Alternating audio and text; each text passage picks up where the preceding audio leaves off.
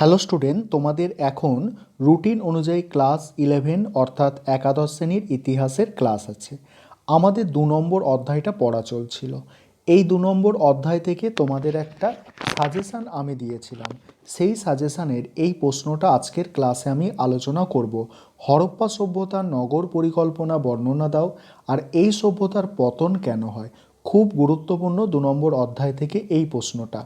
Class শুরু করার পূর্বে একটা কথা আমি তোমাদের বলে রাখি যে অনলাইন কোচিং ক্লাস চলছে। সেক্ষেত্রে তোমরা অ্যাডমিশান নিতে পারো। মাসে 150 টাকা করে তোমাদের ফিস দিতে হবে। সপ্তাহে 2টো করে ক্লাস পাবে এই রকম ধরনের, আর সঙ্গে সমস্ত ক্লাসের পিডিএফ নোটও তোমরা সেক্ষেত্রে পেয়ে যাবে। যাই হোক, ক্লাসটা ভালো করে বুঝে নাও এবং ভালো করে দেখো। এইভাবে তোমরা যদি নোটটা লেখো তাহলে তোমরা কিন্তু পুরোপুরি নম্বর পাবে, অর্থাৎ 8-এ 8 তোমরা কিন্তু পেতে পারো। সূচনা প্রথমে তোমাদের লিখতে হবে। কি বলা হচ্ছে দেখো, সিন্ধু বা হরপ্পা সভ্যতা এক নগরকেন্দ্রিক সভ্যতা হিসাবে আত্মপ্রকাশ করেছিল। এখানে তোমাদের খেয়াল রাখতে হবে এই সিন্ধু সভ্যতা হচ্ছে নগরকেন্দ্রিক সভ্যতা। মহেঞ্জোদড়ো, হরপ্পা, চানহুদড়ো, কালীবঙ্গান, লোথাল প্রভৃতি নগরগুলির, এটা নগরগুলির হবে, নগরগুলির প্রাপ্ত ধ্বংসাবশেষ থেকে এই সভ্যতার নগর পরিকল্পনার ধারণা পাওয়া যায়। হরপ্পা সভ্যতা নগর পরিকল্পনা পয়েন্ট করবে। তারপরে দেখো, তারপরে 1 নম্বর পয়েন্ট হচ্ছে আঞ্চলিক বিভাজন। হরপ্পা নগরটির দুটি অংশ ছিল, একটি পশ্চিমের উঁচু অঞ্চল, অপরটি পূর্বের নিম্নাঞ্চল। দুর্গাঞ্চলে শাসক শ্রেণী, অর্থাৎ এই যে দুর্গ অঞ্চল, উঁচু দুর্গ অঞ্চল, এইখানটায় বলছে দুর্গ অঞ্চলে শাসক শ্রেণীর লোকেরা বসবাস করত, আর নিম্ন অঞ্চলে সাধারণ শ্রেণীর মানুষ বসবাস করত। দুর্গ এলাকা প্রাচীর দিয়ে ঘেরা থাকত।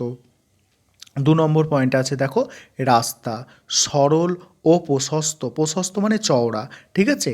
রাস্তাগুলি পূর্ব থেকে পশ্চিম ও উত্তর থেকে দক্ষিণ দিকে সমান্তরালভাবে বিস্তৃত ছিল।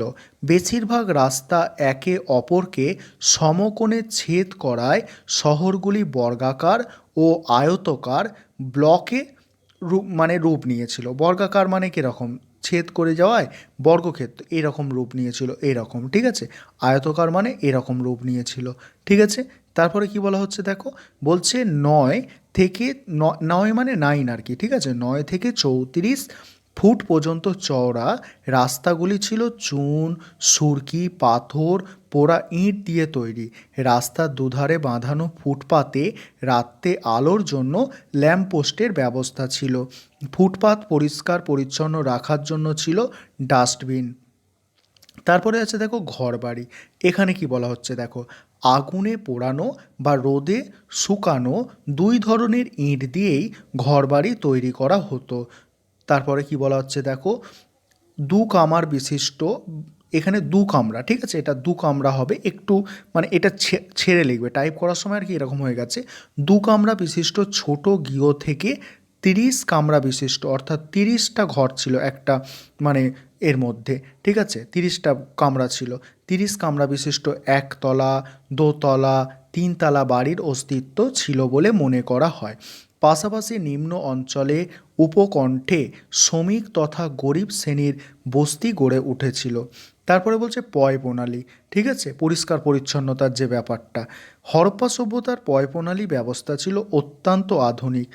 জলনিকাশির জন্য রাস্তার নিচে দিয়ে পাথরে ঢাকনা দেওয়া নর্দমা থাকতো। রাস্তাগুলি পরিষ্কার করার জন্য ইটের তৈরি ঢাকা ম্যানহোলের ব্যবস্থা ছিল, এখনকার দিনে যেরকম আছে। তারপরে বলছে দেখো স্নানাগার। এখানে কি বলা হচ্ছে দেখো, মহেঞ্জোদড়োর দুর্গাঞ্চলে সর্বসাধারণের ব্যবহারযোগ্য এক বিশাল বাঁধানো স্নানাগারের অস্তিত্ব মিলেছে। এর দৈর্ঘ্য হচ্ছে 180 ফুট ও প্রস্থ মানে চওড়াটা আর কি, দৈর্ঘ্য মানে লম্বাটা, প্রস্থ হচ্ছে 108 ফুট, ঠিক আছে। স্নানাগারটির চারদিকে 8 ফুট উঁচু ইটের দেওয়াল। তারপরে ঋতুভেদে জল গরম বা ঠান্ডা করার ব্যবস্থা ছিল, অর্থাৎ তুমি যদি মানে গরমকালে স্নান করতে যাও তখন ঠান্ডা জল পাবে, আর ঠান্ডাকালে গেলে গরম জল, এরকম আর কি, ঠিক আছে। তাহলে কত উন্নত ভাবো তখনকার দিনে। তারপরে কাছের এক কূপ থেকে স্নানাগারটিতে জল সরবরাহ এবং পয় প্রণালীর দ্বারা এখানকার ময়লা জল বের করার ব্যবস্থা ছিল। স্নানাগারটি নামা ওঠার জন্য দুপাশে ইটের সিঁড়ি ছিল। এবারে বলছে শস্যাগার। মহেঞ্জোদড়ো ও হরপ্পা দুই নগরে দুটি বিশাল আকারের শস্যাগার আবিষ্কৃত হয়েছে। হরপ্পার শস্যাগারটি রাভি নদীর প্রাচীন খাতের কাছে অবস্থিত ছিল। এবারে এরকম একটা উন্নত সভ্যতা, সেই সভ্যতা কিভাবে ধ্বংস হয়ে গেল অর্থাৎ পতন হলো, তার কারণসমূহ তোমরা এবারে দেখে নাও। প্রথম পয়েন্ট হচ্ছে ভূপ্রকৃতির পরিবর্তন। একদা সিন্ধু অঞ্চলে প্রচুর বৃষ্টিপাত হতো, কিন্তু ভূপ্রকৃতির পরিবর্তনের ফলে বৃষ্টিপাতের পরিমাণ কমে যায়। ফলে সিন্ধু অঞ্চলের মরুভূমির সূচনা ঘটে। তারপরে কি বলা হচ্ছে দেখো,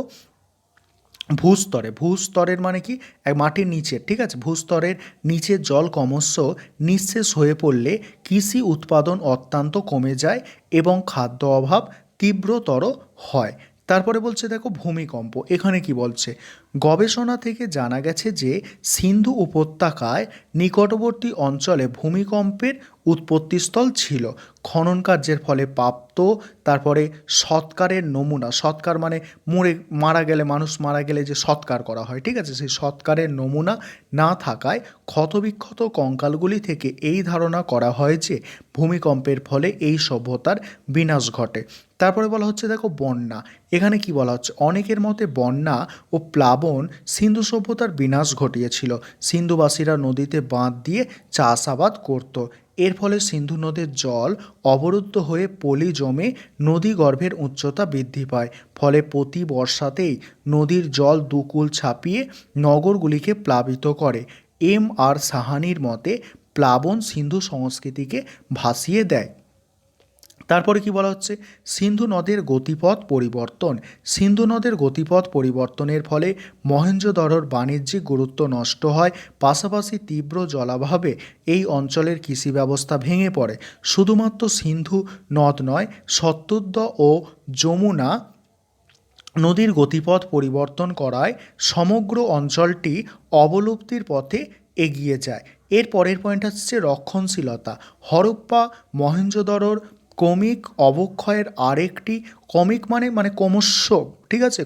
অবক্ষয়ের আরেকটি কারণ ছিল রক্ষণশীলতা। জীবনযাত্রার কোনো ক্ষেত্রেই উন্নত রীতির প্রয়োগ ঘটাতে নাগরিকরা আগ্রহী ছিল না। এই রক্ষণশীল মনোভাব তাদের জনজীবনকে পঙ্গু করে তুলেছিল। তারপরে দেখো বনাঞ্চল ধ্বংস। সিন্ধুবাসী গৃহ নির্মাণের প্রয়োজনীয় ইট পোড়ানোর জন্য তারা যথেচ্ছ বন জঙ্গল ধ্বংস করে। ফলে বৃষ্টিপাতের পরিমাণ দ্রুত কমে যায়। প্রত্নতত্ত্ববিদ পজেল এর মতে বনাঞ্চল ধ্বংসের সঙ্গে বন্য জন্তুর সংখ্যাও হ্রাস পায়, অথচ একটি সভ্যতার টিকে থাকার জন্য এগুলি ছিল অপরিহার্য। তারপরের পয়েন্ট আছে দেখো গৃহযুদ্ধ। এখানে কি বলা হচ্ছে, সিন্ধু সভ্যতার ধ্বংসের কারণ হিসাবে অধিকাংশ পণ্ডিত সংঘাত ও রক্তপাতকে নির্দিষ্ট করেছেন। তবে এই সংঘাত ও রক্তপাত কেন ঘটেছিল সে বিষয়ে দ্বিমত আছে। কারো মতে গৃহযুদ্ধ থেকেই এই রক্তপাত ঘটেছে। পরের পয়েন্ট আছে দেখো বহিরাক্রমণ। অনেকের ধারণা বহিরাগত শত্রুর আক্রমণকে, প্রধানত বৈদিক আর্যদের আক্রমণকে হরপ্পার পতনের জন্য দায়ী করেছেন। ধ্বংসস্তূপে আবিষ্কৃত মৃতদেহের কঙ্কালে ভারী বস্তুর আঘাতের চিহ্নের প্রাপ্তি এবং আর্যদের ভারী অস্ত্রের ব্যবহারের সপক্ষে ঐতিহাসিকদের মত যুক্তিটিকে গ্রহণযোগ্য করেছে। পাশাপাশি বৈদিক দেবতা ইন্দ্রকে পুনন্দর বা নগর ধ্বংসকারী উপাধি প্রদান আর্যদের দ্বারা হরপ্পা সভ্যতা ধ্বংসের যুক্তিটিকে আরও জোরালো করেছে।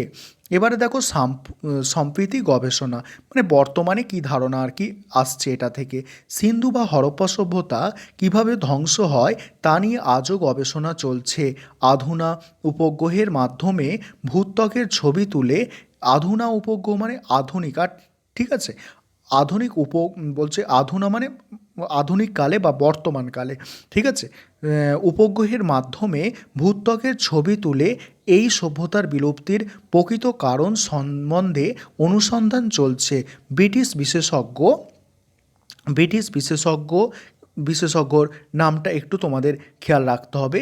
বৈনয়, বয় ঐকার দন্তান্ন হস্যই, বৈনয় পৈসার মতে সিন্ধু উপত্যকা অঞ্চলে মহাজাগতিক বিস্ফোরণের অথবা ধূমকেতুর ধাক্কায় জলবায়ুর পরিবর্তন ঘটেছিল।